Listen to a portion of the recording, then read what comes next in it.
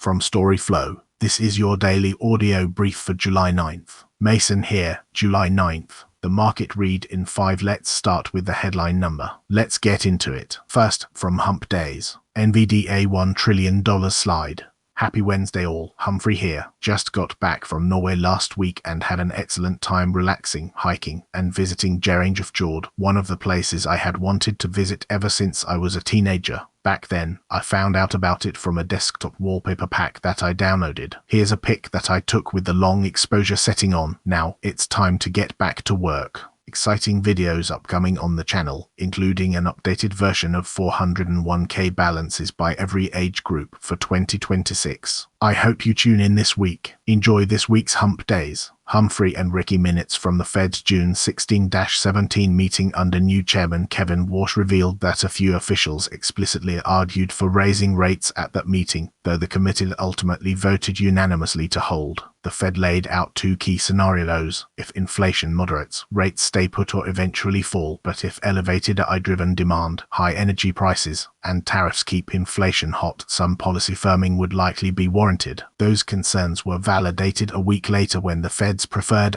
inflation gauge, the PCE index, came in at 4.1% year-over-year, the hottest reading since April 2023. More broadly, the minutes showed policymakers increasingly concerned about inflation even as labor market worries receded slightly, where 9 of 19 now see at least one rate hike this year and 6 expect at least 2. The next key data point is June CPI on July 14, the same day Warsh testifies before the House Financial Services Committee for the first time as chairman. Markets are currently pricing in 1 to 2 quarter-point rate hikes before year-end. The US launched strikes on more than 80 sites in Iran overnight, deploying nearly 40 fighter jets and drones against air defense systems, command networks, and coastal radar installations. Trump said further strikes were likely and threatened to reimpose the naval blockade on Iranian ports that was lifted as part of the interim peace deal, as well as potential strikes on desalination and power infrastructure. The US also revoked the oil sales waiver it had granted Iran, effectively ripping up a key economic concession from the June Memorandum of Understanding. Iran's foreign ministry declared the interim deal ineffective, and an advisor to Iran's supreme leader promised an immediate response. Iran's Revolutionary Guard said it struck US military bases in Kuwait and Bahrain in retaliation. Nvidia's stock has fallen 16% from its May all-time high, erasing roughly $1 trillion in market value and leaving the company trading at just 18 times forward earnings, cheaper than the S&P 520x and the Nasdaq 123x, and the lowest valuation since before the IBU began in early 2019. Negotiations are also currently suspended as Iran holds a week-long state funeral for Supreme Leader Khamenei, who was assassinated on the first day of the conflict in February. Wall Street has actually been raising earnings estimates, and Nvidia still commands a staggering 97% share of the server GPU market. Instead, the AI trade has rotated. Investors have shifted their enthusiasm toward memory chip makers like Micron, up 229% this year, and SK Hynix, as well as rivals AMD and Intel, which have both doubled or tripled in 2026. For investors, the disconnect between Nvidia's valuation and its fundamentals is striking. The company is projected to deliver $228 billion in profit on $393 billion in revenue in fiscal 2027, growth of roughly 90% and 82% respectively. Next, second, from Dora DRO, Hack with Dora. Hey, I'm Dora, and welcome to another edition of GWY Weekly. Something interesting has been happening over the last year or so. A lot more people are talking about AI. Fewer are actually building with it. And that gap becomes very obvious very quickly, because reading, watching, and even experimenting a little feels very different from sitting down and actually shipping something real. That's the shift we care about. So alongside the fellowship, we're doing something a bit more intense. Dora Hacks 2.0 got an idea, but people say you're not technical enough to build it. Or maybe you can build but don't have a team to actually launch it right. Well, that ends now. What it actually looks like. Build and scale an AI-powered product in 72 hours. Launch it publicly on Product Hunt, not just for your resume, but for real authority. Get real users, real feedback, real traction, and the best part, you'll be building alongside a global community with 50 plus mentors.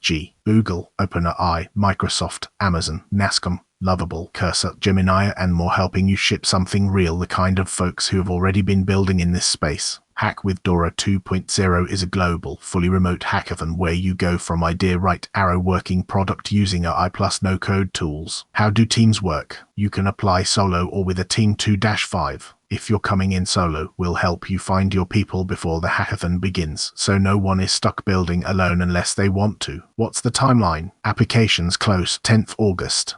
Hackathon goes live 20-22nd August. 72 hours. Final showcase plus outcomes right after. We're seeing this again and again. The people who ship earlier are the ones who move fastest. If this feels like something you want to experience, you can check it out here, and if not, that's completely okay too. Either way, this is a good time to stop sitting on ideas and start putting them into the world. Hit reply and tell me what you think about hackathons, about building in public, or about what's stopping you from shipping your first AI product. I read everyone. Cheers. Dorat Connect or Adal PS. If you've been waiting to feel ready before building, this is usually where people realize they already are. Up next, third from Bloomberg Markets. Australia agrees to sell uranium to India during Modi visit. So, you know how India's been looking to boost its nuclear energy program? Well, during Narendra Modi's visit to Australia, the two countries agreed to a deal that'll see Australia sell uranium to India. The deal's worth around 1.5 billion Australian dollars, which is roughly 1 billion US dollars. This is a big move for India, as it's been looking to reduce its reliance on coal and fossil fuels, and nuclear energy is a key part of that plan. Now, it's worth noting that this deal's been in the works for a while, but it's still a significant development.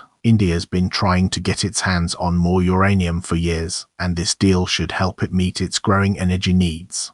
Plus, it's a big win for Australia, which is looking to boost its uranium exports. The deal's also a sign of the growing ties between Australia and India. The two countries have been working closely on a range of issues, from trade to security, and this deal's just the latest example of that. And, as a side note, it's interesting to see how India's nuclear energy program is shaping up. They're planning to build a bunch of new reactors in the next few years, which should help reduce their carbon emissions. For listeners who want low-fee crypto exposure, our markets partner Kraken supports Bitcoin, link in show notes. And then, fourth, from Fast Company. At work, being creative is a luxury some workers don't have. Creativity at work is often framed as something important, but is the opportunity to actually be creative available to everyone? Employees with more autonomy, seniority, or schedule flexibility may have greater room to step back, think laterally, and develop new ideas. By contrast, some experts say other workers, women, parents, caregivers, junior-level staff may face tighter schedules, heavier workloads, and fewer chances to take part in creative problem-solving or brainstorming. Fast Company talked to workplace experts who explained that, while time for unstructured thinking is great, it's actually a privilege reserved for few people in an organization, and also what leaders can do to change that. Workers who are higher up tend to have more control over their own schedules, and often have more opportunities to step back, think strategically, and explore new ideas, says Fernanda Anzac, Managing Director at HR Services Platform Insperity in Houston. Meanwhile, employees managing high-volume workloads or execution-focused responsibilities may have less time and fewer opportunities to do the same, she adds. Senior-level roles are often by nature built for more macro thinking and top-level strategy, which often demands creativity and an ability to think outside the box. But it creates an imbalance. To address this imbalance, organizations should prioritize broader access to creative exploration and implementation. Organizations that want to foster innovation need to recognize that creativity depends on both time and permission, Anzac says. If only certain employees have the space to think beyond day-to-day responsibilities, companies risk overlooking valuable ideas from the people closest to the work. The expectation for creativity and innovation should be clear across all roles, she continues. These realities can limit opportunities for the uninterrupted thinking that often leads to innovation. Furthermore, for some women, parents, and caregivers, the barrier isn't imagination, it's margin. According to Liz Holsinger, a professor of communication, rhetoric, and leadership at Pennsylvania State University, earlier career employees and those in execution-focused roles often spend much of the day responding to immediate priorities, she explains. Meanwhile, parents and caregivers may also have less flexibility for informal brainstorming or after-hours collaboration. When work pressures and home responsibilities tug in opposite directions, the low-risk move is usually to handle what's immediately in front of you, not to spend the extra time, attention, and energy that original thinking often asks for, Holsinger says. That's why organizations need to be intentional and mindful, creating opportunities for all types of workers, particularly during the workday, rather than relying on extra time or informal interactions. Inspiritis Anzik explains. Another factor that keeps creativity inaccessible to all is an aversion to risk. New ideas fail all the time, and plenty of workplaces don't exactly hand out rewards for challenging how things have always been done, Holsinger says. So people make sensible choices based on the conditions they're dealing with. Creativity isn't only about generating ideas, it's also about judgment, knowing when to press, when to adjust, and when a different method is worth the added effort, she adds. But in an era of constant layoffs and AI disruption, creativity isn't as prioritized as much as simply staying afloat is. Organizations see stronger results when they make it clear that everyone has a role in identifying opportunities, solving problems, and improving how work gets done, Anzik says. It's about seeking creative solutions from everyone, not just those privileged with enough time, permission, or resources to do so. Employees closest to the work often have valuable insights that can lead to meaningful improvements, she says. Leaders can help shift the dynamic by seeking input, recognizing ideas from every level staff, and encouraging employees to speak up. They make creativity an expectation for everyone, not just management. Creating a more innovative culture starts with making creativity part of everyone's job, Anzik adds. That means designing roles that include opportunities for problem solving, managing workloads so employees have time to think beyond immediate tasks, and building flexibility where possible. Employee engagement helps drive a company's momentum and success, so encouraging creativity is an all-around win. Creativity doesn't thrive when people are exhausted or overwhelmed, says Jonathan Alpert, a psychotherapist and author based in New York and Washington, D.C. It usually emerges when people have enough breathing room to think beyond the next task. So give people room to think, he suggests. Next, fifth, from the Daily Upside. Long-short SMAs aim to keep the tax losses flowing. $4 trillion in SMA assets. About half of advisors now run separately managed accounts. That's the backdrop for a growing tweak. Long-short SMAs that keep loss harvesting alive whether markets rise or fall. The idea is simple. When a stock you're short on climbs, the short position can be closed for a tax loss. When a long-held stock drops, that loss shows up on the long side. By holding both sides, advisors can stretch the period over which they capture loss potential, rather than waiting for a prolonged bear market. One pilot SMA posted roughly 15% loss harvest in its first year, then settled into about 5% annually. The upside is the extra loss runway, but the downside is added complexity, leverage costs, and a more involved unwind plan. Bottom line, it's a tool for high net worth clients with concentrated holdings, but it works best when paired with a coordinated tax, estate, and financial planning team. Up next, sixth, from the Daily Upside. Apple edges closer to dethroning Nvidia after $30 billion Broadcom chips deal. Apple just locked down a $30 billion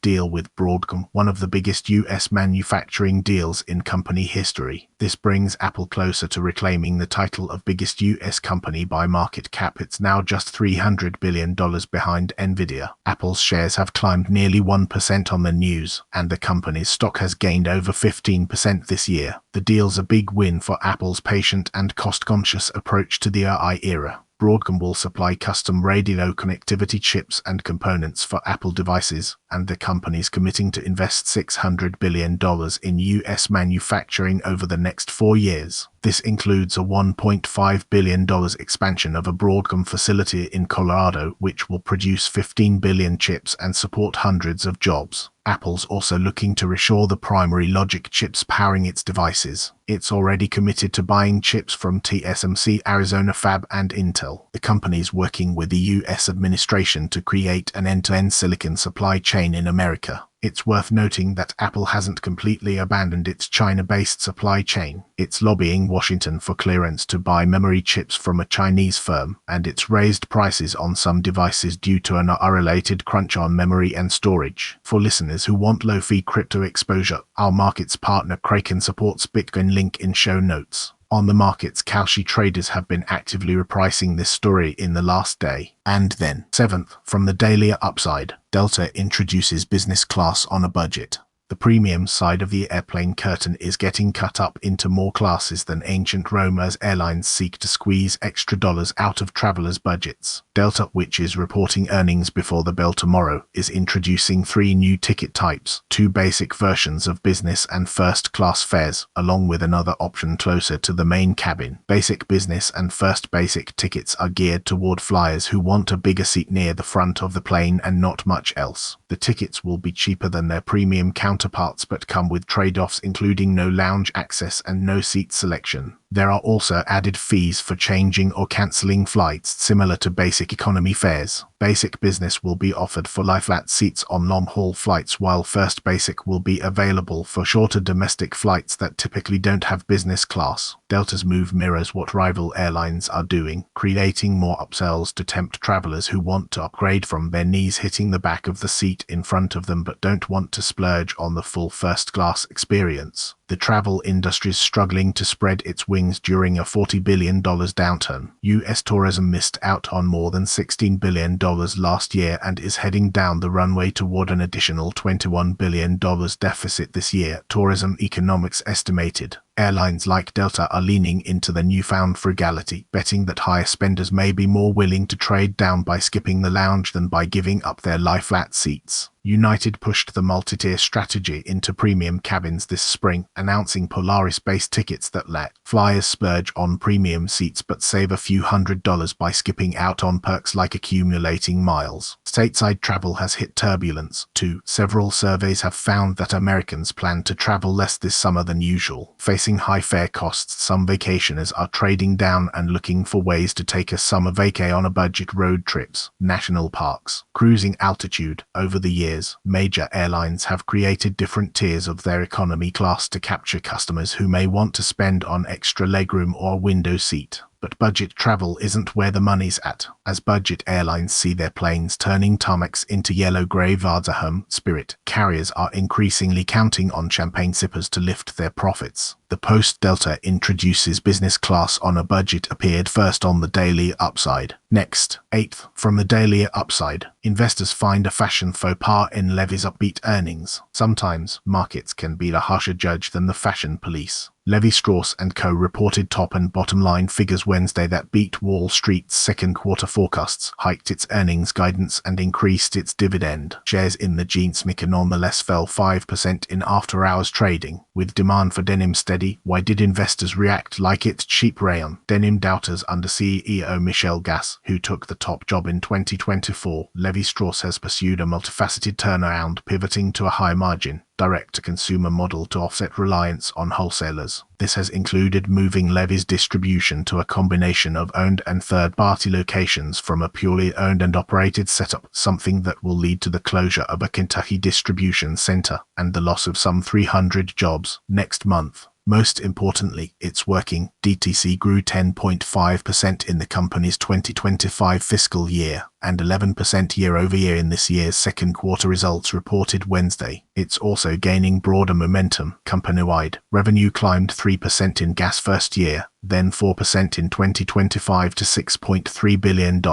All of these things bested analyst expectations, but the price of success is that investors start to expect more. Levi's raised its sales growth forecast for the fiscal year ending November 29 to 7.0% to 7.5%, up from 5.5% to 6.5% previously. The company expects earnings of roughly $1.46 to $1.52 per share, with a $1.49 midpoint just below the $1.51 forecast from analysts surveyed by FactSet. In the most recent quarter, sales rose 8% to $1.6 billion, and profit of $87 million increased 30% from a year ago. That narrow miss was enough to send the stock careening, with investors making like Richard Blackwell on a bad morning. Riding higher, Levi's hiked its quarterly dividend by 14% to 16 cents per share, or 64 cents a year, delivering an annual yield of about 2.6% based on the stock's Wednesday closing price of $24.37. That's better than the S&P 500's roughly 1% and within the Goldilocks range that financial advisors consider relatively stable. The Post investors find a fashion faux pas in Levi's upbeat earnings appeared first on the Daily Upside. Up next, 9th, from the Daily Upside. Should advised clients automatically become accredited investors? It's open season on private markets. A new proposal introduced last week would recognize clients working with advisors as accredited investors and potentially give millions more Americans access to private equity, private credit, and other alternative investments previously reserved for institutions and wealthier individuals. The Informed Investor Access Act, introduced by Rep. Troy Downing Almont, fits neatly with a broader push by the Trump administration and congressional Republicans to expand access to private markets. Building wealth should not be reserved only for those who are already wealthy, he said in a statement.